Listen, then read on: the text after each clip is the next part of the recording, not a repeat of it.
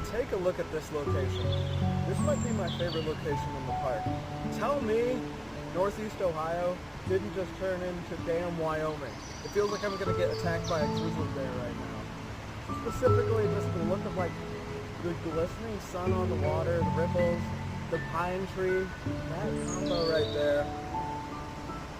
It's sending shockwaves through my body. Nature shockwaves are going through my body right now.